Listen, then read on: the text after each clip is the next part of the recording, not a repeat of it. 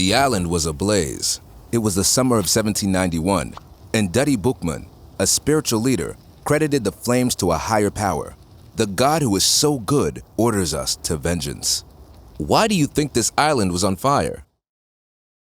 Enslaved people demanding freedom set fire to sugar and coffee plantations in the early days of what would come to be known as the Haitian Revolution.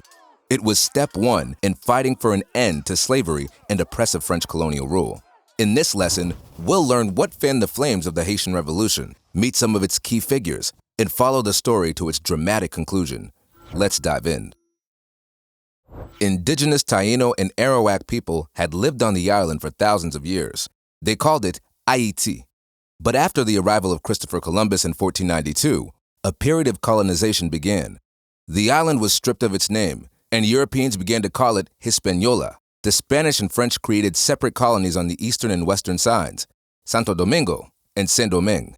European colonizers devastated the indigenous populations, seizing their lands and forcing thousands into slavery. By the 1600s, enslaved Africans were transported to Saint-Domingue, where the French quickly took advantage of the fertile land, developing lucrative sugar and coffee plantations.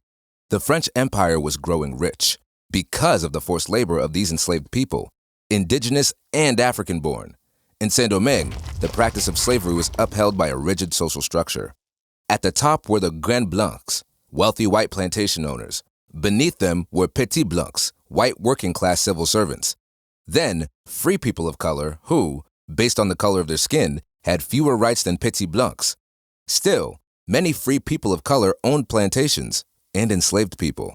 Those enslaved made up 90% of the population, yet had zero rights. Life for an enslaved person was brutal and often incredibly short. Historian Paul Fregosi wrote of the system, "Haiti was hell, but Haiti was rich." What did he mean by this? For enslaved people, Haiti was hell, but the island made a lot of money for the plantation owners. But the system would soon be threatened. By the 1700s, Enlightenment ideas that preached equality and freedom transformed scholars, religious leaders, and working people alike into activists, believing that slavery must come to an end, no matter how much wealth it generated for the French Empire. Those ideas, printed in newspapers read by sailors on slave ships, made their way from Europe to the oppressed in Saint-Domingue. Once there, the ideas spread like wildfire. Indigenous and enslaved people of Saint-Domingue had long used rituals and religions like Vodou to secretly communicate information and plans. In August 1791, enslaved representatives from plantations across Saint-Domingue gathered for a meeting called the Bois Caïman. There, Dutty Boukman and Vodou priestess Cécile Fatima held religious ceremonies and gave speeches predicting revolution in Saint-Domingue. According to their visions, enslaved people would rise up against their enslavers. Attendees at Bois Caïman drank toasts to freedom, toasts to revolution. In the days that followed, Fatima's prophecy came true. Enslaved people across Saint-Domingue set plantations on fire, filling the air with smoke that could be seen for miles. Why do you think enslaved people burned plantations? Early on, the revolutionaries focused on destroying plantations. If they burned fields to the ground, enslaved people couldn't work, sabotaging the economy. French newspapers sensationalized this early period, publishing false stories about murdered and beheaded enslavers. But as the revolution continued, more violence did erupt on both sides. Seeking revenge for generations of enslavement and swept up in the passion of the rebellion, enslaved people massacred white people across the island. Fear engulfed enslavers, who reacted by brutally killing even more rebels themselves. Alarmed by the violence, destruction, and threat to their empire's wealth, the French sent their military to stop the rebellion. At the time, France was already at war with the Spanish and English, who had sent their own troops to Saint-Domingue to seize on the instability in their rival's colony. In the midst of war, a leader emerged who would later be called the father of Haiti, Toussaint Louverture. Born into slavery, Louverture eventually purchased his freedom. By the time of the revolution, he was nearly 50 years old. But with his age came wisdom. He strategized an alliance for Haiti's benefit. In 1793, Louverture aligned with Spain, who had promised land and freedom to enslaved people. But the alliance was short-lived. Louverture switched sides in 1794 when France, desperate to end the revolution while maintaining their lucrative colony, abolished slavery. He now worked to drive the Spanish out of Haiti. By 1801, Louverture and his troops conquered Saint-Domingue and he named himself Governor General for life over the entire island. Napoleon, who had seized total power in France, saw Louverture as a threat, so he sent his brother-in-law, Charles Leclerc, to attack Saint-Domingue and reinstated slavery in the French Empire, including on the island, 3 years later. War raged on. In 1802, Louverture agreed to peace with France, but was quickly betrayed and deported to a French prison, where he died the following year.